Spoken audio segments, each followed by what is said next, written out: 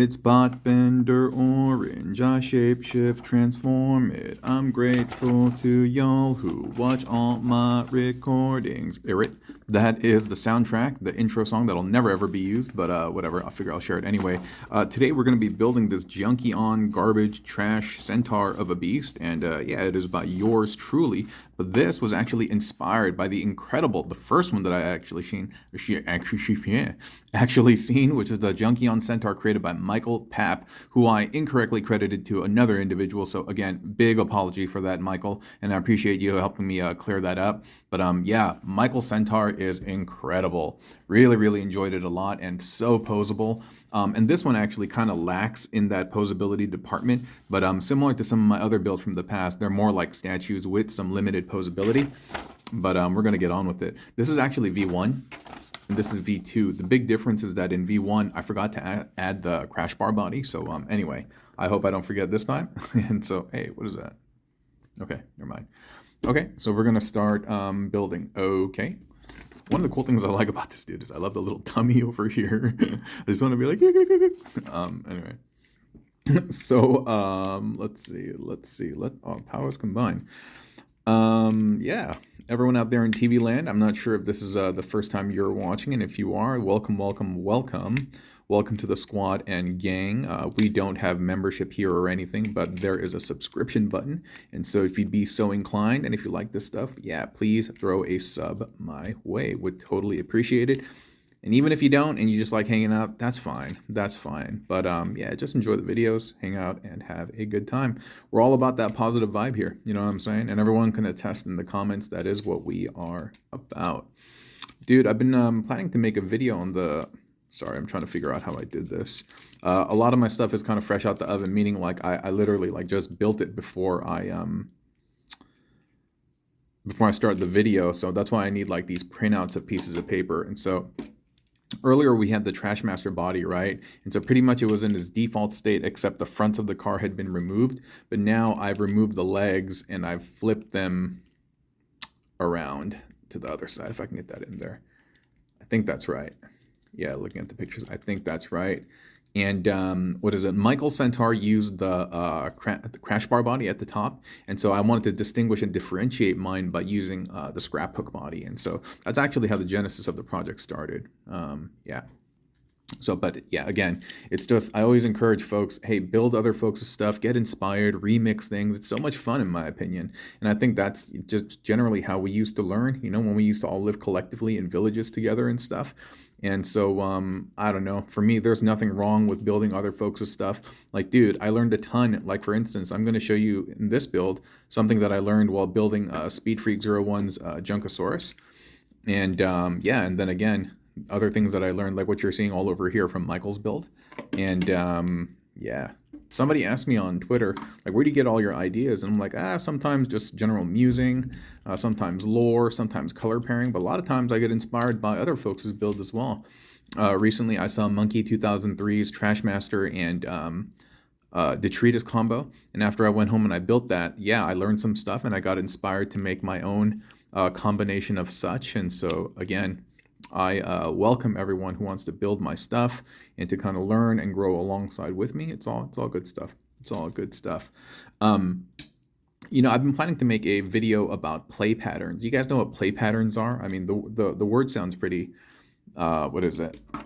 Pretty straightforward, right? And it is exactly what it sounds like. It is a pattern of play, meaning like it's a method on how to play with certain things. And for toys, a play pattern is essential.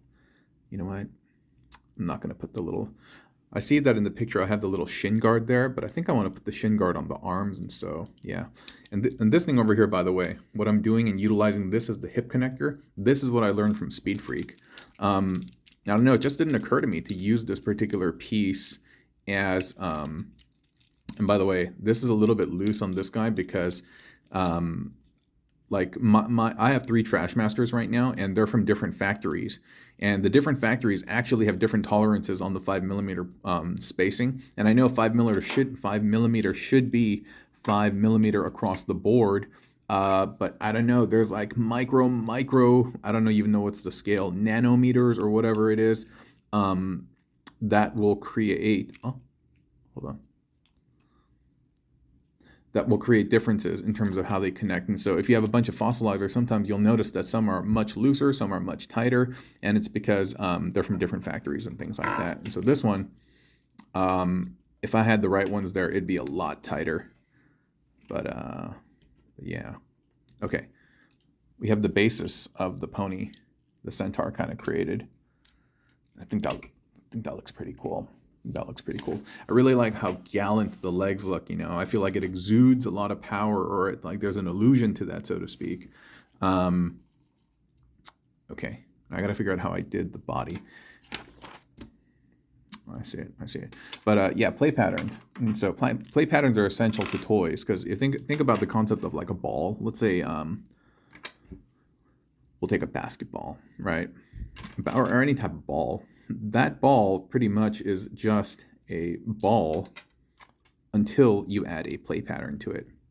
Like, let's say you have a basketball, but you don't have a court, or you don't have rules. Yeah, you can bounce it around. You can, you know, throw it to one another, and you can do a variety of things. But what if I gave you a set of rules and I said, hey, this is how you play with this, and suddenly you got a game? You know what I mean?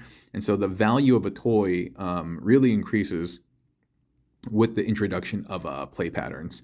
But if the play pattern is too complex, it can have the opposite effect as well. I mean, like, we also, like, you know, I work in gaming. I've mentioned that before. We also see this in gaming too.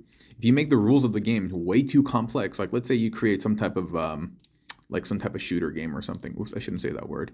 But like a FPS. You guys know what FPSs are, right? So let's say you create like an FPS, but let's say the rules of the game are just like way too complicated, and it's more than just like KD ratios, right?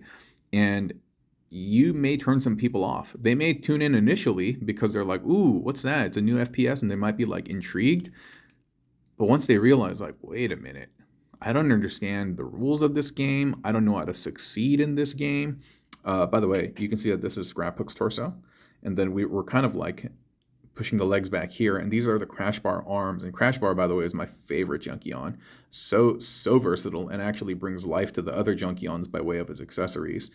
And what we're doing is we have his arms over here, his little forearms tucked underneath, and with the pipes connected, because what we're going to do now is we're going to open this up, and we're going to insert him as much as you can, and we can fix it up later. And then we're going to connect those orange pegs to those holes in there. You saw that, right? And from here, you just kind of clean this up as best as possible. Bend the legs up, and he's getting a little loose goose, but that's okay. Hold up. Is that the best that we can do? No, see, I got him all the way tucked in there, whereas this is covering this bit, and so we're able to do it somehow. Maybe I can bring the legs up a little further higher. But while I fidget with this, going back to play patterns, yeah, if you make a play pattern too difficult, you will push people away. Like, they won't know what to do with it. You're like, okay, so now I bought this thing. You know what? Let me adjust this off camera. I'll be right back. All right, sorry about that. There was one thing that I was doing incorrectly that was preventing this from all working, is that little gray piece. I had not snapped it in yet. It was loose, and therefore it was compromising how much space he had. But after I press that down, everything is good. And so, okay. So you can see how this is connected in the back. We have the Scraphook arms, or excuse me, Crashbar arms plugged into the back of Scraphook, bending down with the elbows, and then we have the little pipes connecting in place. If you want the fit to be tighter, you can use a piece of paper to improve the tolerance. But going back to play patterns, what I was going to say is that, yeah, a play pattern, if it's easy to get and it's intuitive and it's fun, like, it's going to define the moment to moment of gameplay, and you're going to start enjoying what you're doing, and you kind of like lose yourself. And that's kind of what we want, you know, in terms of people who develop content or develop games or anything really that's supposed to take your time. But if you make it a little bit too obtuse, hard to understand, you can chase people away. And like, when I look at the weaponizers, and I think the weaponizers were a pretty good mix of complex and simple play patterns. They would show you on the back of the box, like, hey, you can do this to like armorize your bot, weaponize your bots and stuff. And like they showed using a 6-gun as like the feet, like platform feet, and using the arms as wings, or I don't know. And even the 6-gun body turned into like this giant fist. There's a lot of great things that was hidden in there. And I would say, what is it? By the way, did you see what I did to the arm?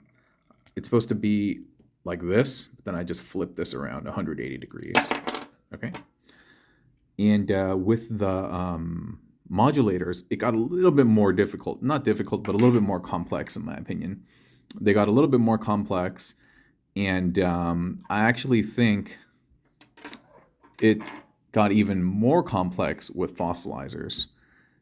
And as a result, I think fossilizers turned some people away because they were like, oh, these are really limited. You really can't do much. But that's actually not true. Fossilizers are probably the most versatile of all the build formers, but they also have the deepest amount of play patterns that are kind of difficult to get. And as a result, we saw a bunch of fossilizers that were on like clearance, and a lot of people weren't buying them past Paleotreks. And I think it was great that they showed the combined mode. I forget, was his name Brimstone or Grimstone or something like that? Hey, wait a minute. Oh no. I think I'm missing a chevron. Oh no, I found it. The fossilizer combiner that Mark produced. I think they wanted people to grasp things like that. That's why they were marketing them. That's why they were marketing them in that manner, because they're like, look, buy these things so you can play with them like such. And then they were kind of introducing them because the play pattern in itself. Hey, wait a minute, how come that one I could get down there, but this one I can't? Okay, I can too. I was going to say, this connection to this is a little loose. And so, again, anytime you encounter looseness, if you want to permanently alter your toy, sure, you can use the nail polish or future floor wax or any of those things. But I don't like altering my toys permanently, and so therefore I refrain from doing that. Let's see how I did the back over here. Yeah, and so the fossilizers, I think, became too difficult for people. And I'm not saying anything bad about that, just kind of like the average Joe didn't have a ton of time to invest into trying to learn how to play with these, and so they were showing you how to do so, but still, I don't think that was enough. By the way, we attached the hydraulics to the back of Crashbar. And now we're going to plug the Chomp Chomp. I'm trying to see what I did. Because this, I know I had... Oh, I know what I did. Hey, you know what I'm missing? Okay. And so, because the fossilizers probably didn't sell well, and this is anecdotal, meaning like the only reason I say the fossilizers didn't sell well is because I started seeing, especially Wingfinger, by the time that Wingfinger got around, and I think Wingfinger is probably the most difficult one to, the one that has the deepest amount of play patterns. I think P-Trex is probably well balanced. Ractonite probably has the least, is the most limited. And Wingfinger has the most, probably, or has the deepest, most complex. And because of that, I mean, the manufacturer still wants you to, like, Hasbro still wants you to buy their toys, of course, because it's a business, obviously, right? But I think the play patterns perhaps were just too complex. And so as a result, not to say that they're nerfing them, but what is it? The Junkions are a little bit more simplified. They're more simplified. There aren't as many things as you can do with them. There,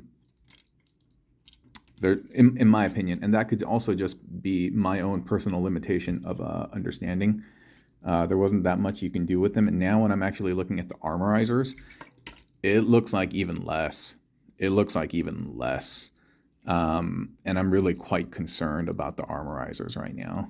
Because Mark showed off the Crashbar recently with the Magnius, And all they really showed was the swappable arm gimmick. So now that just tells me, like, he only has swappable arms.